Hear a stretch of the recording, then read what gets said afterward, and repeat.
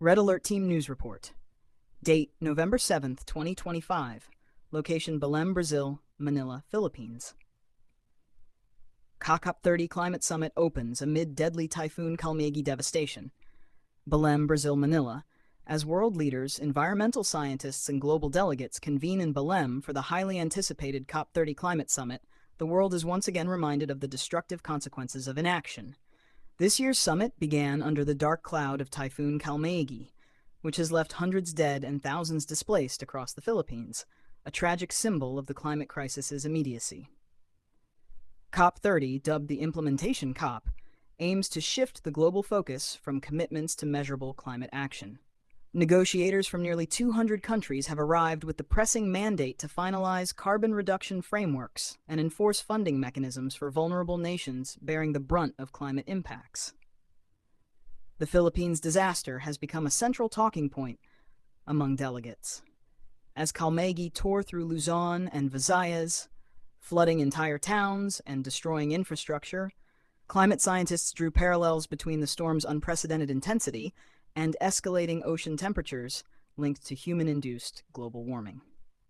Open quote, "This storm is not just another disaster, it's a warning.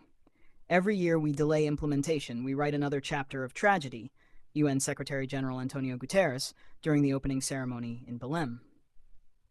Close quote. Meanwhile, emergency services in the Philippines continue to race against time, with rescue operations hampered by collapsed bridges, blocked roads, and power outages across several provinces.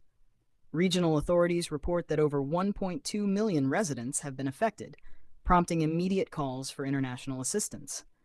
At the summit, Brazilian President Luiz Inácio Lula da Silva emphasized South America's renewed climate leadership, pledging massive reforestation projects in the Amazon basin and tighter deforestation monitoring.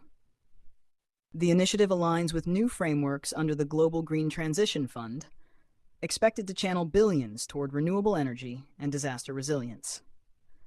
While COP30 discussions highlight collaboration, critics warn of implementation fatigue, noting that despite 30 years of climate summits, global carbon emissions have risen by over 34% since 1995. Without substantial enforcement measures, experts fear that warming could surpass the 1.5 degrees Celsius threshold by the early 2030s.